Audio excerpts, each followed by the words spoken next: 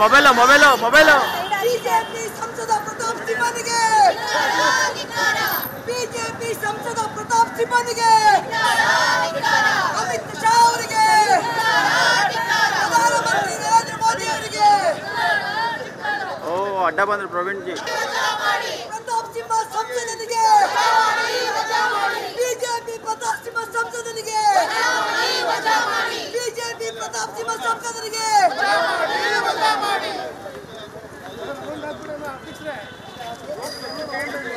ಬೇಕೇ ಬೇಕು ಅಮಿತ್ ಶಾ ಮತ್ತು ಪ್ರಧಾನಮಂತ್ರಿ ನರೇಂದ್ರ ಮೋದಿ ಅವರ ರಾಜೀನಾಮೆ ಬೇಕೇ ಬೇಕು.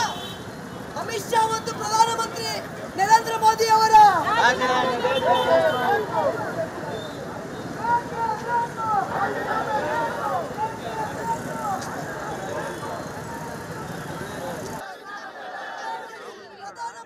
ಅಮಿತ್ ಶಾ ಅವರ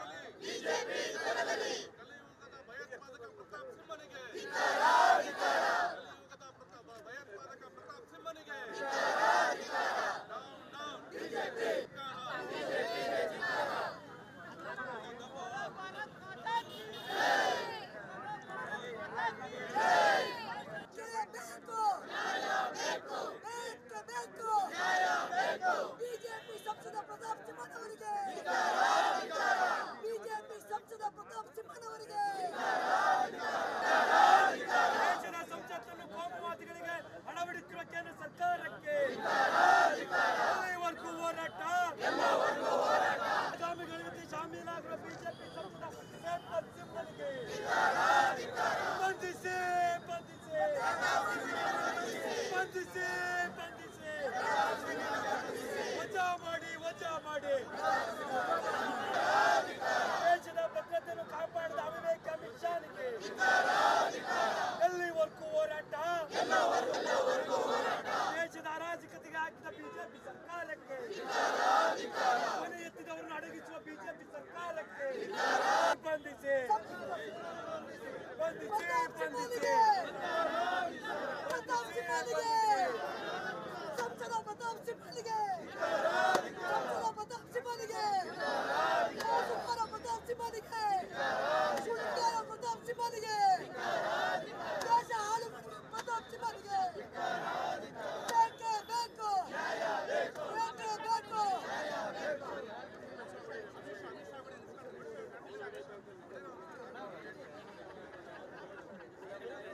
mobile mobile mobile Amit Shah ಅವರಿಗೆ ಅಮಿತ್ ಶಾ ಅವರಿಗೆ ಸುಳ್ಳು ಬರೆಯುವ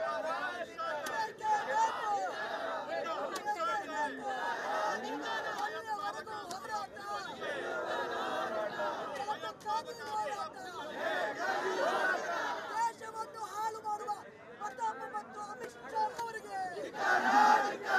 ಸುಳ್ಳು ಹೇಳಿ ದೇಶವನ್ನು ಹಾಳು ಮಾಡುವ ಅಮಿತ್ ಶಾ ಅವರಿಗೆ ಬಿಜೆಪಿ ಕೇಂದ್ರ ಸರ್ಕಾರಕ್ಕೆ ತೊಲಗಲಿ ತೊಲಗಲಿ ತೊಲಗಲಿ ದೇಶಕ್ಕೆ ಭದ್ರತೆ ನೀಡಿದ ಭ್ರಷ್ಟ ಬಿಜೆಪಿ ಸರ್ಕಾರಕ್ಕೆ ಸಂಸತ್ತಲ್ಲಿ ಸುಳ್ಳು ಹೇಳುವ ಪ್ರಧಾನಮಂತ್ರಿಗೆ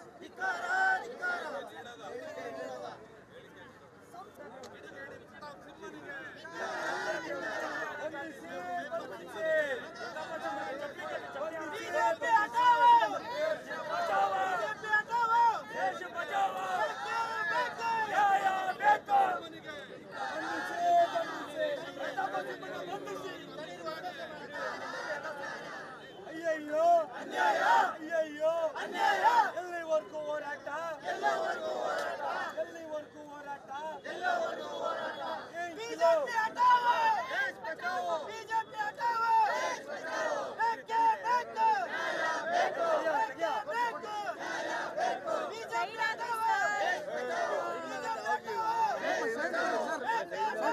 ಮೊಬೈಲ್ ಸ್ವಲ್ಪ ಸರ್ಕೊಳ್ಳಿ ಕಡೆ ಮೊಬೈಲ್ ಹಿಂದೆ ತಗೋ ಅಯ್ಯಯ್ಯೋ ಅಯ್ಯಯ್ಯೋ ಅವಿವೇಕಿ ಪೇಪರ್ ಸಿಂಹನಿಗೆ ಬಂಧಿಸಿ ಬಂಧಿಸಿ ಬಂಧಿಸಿ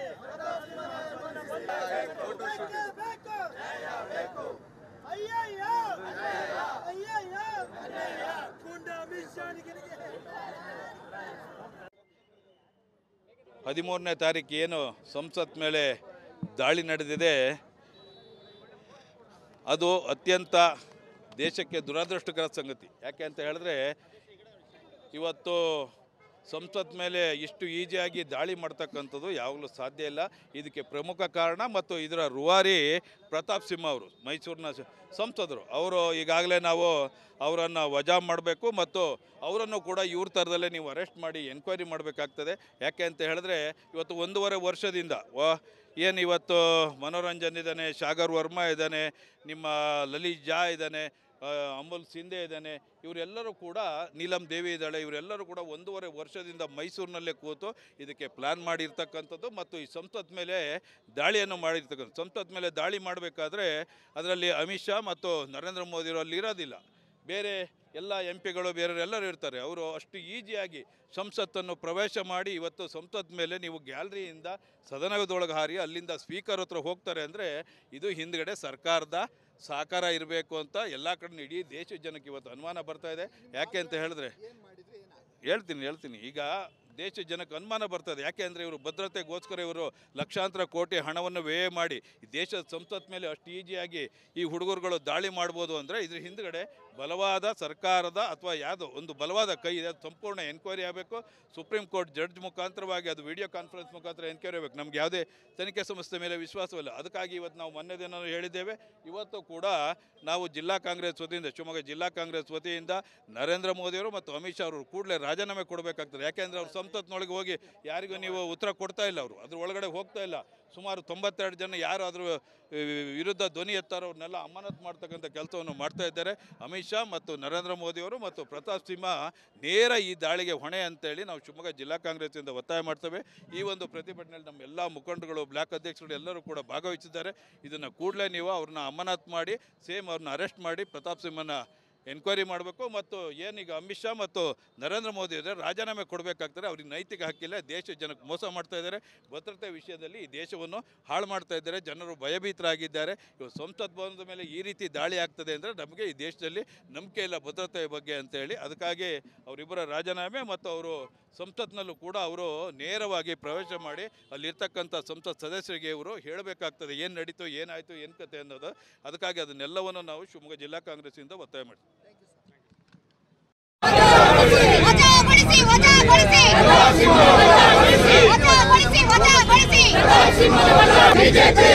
ಬಿಜೆಪಿ ಸರ್ಕಾರಕ್ಕೆ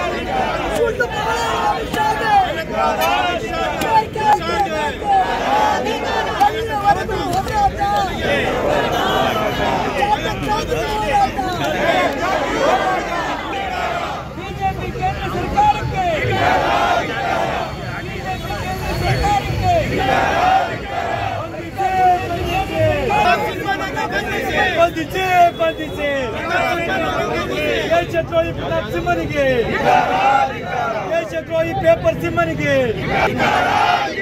ಎಲ್ಲಿವರೆಗೂ ಹೋರಾಟ, ದೇಶದ ರಕ್ಷಣಾ ಬಿಡುಗಡೆ ಮಾಡಿದ ಅಮಿತ್ ಶಾನಿಗೆ, ದೇಶಕ್ಕೆ ಭದ್ರತೆ ನಡೆದ